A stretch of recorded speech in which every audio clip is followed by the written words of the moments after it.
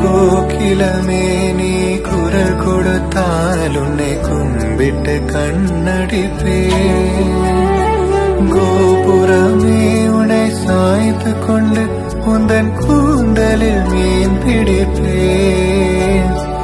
வெண்ணிலவே உன்னை தூங்க வைக்க உந்தன் விரலுக்கு சொடுக்கிடுப்பேன்.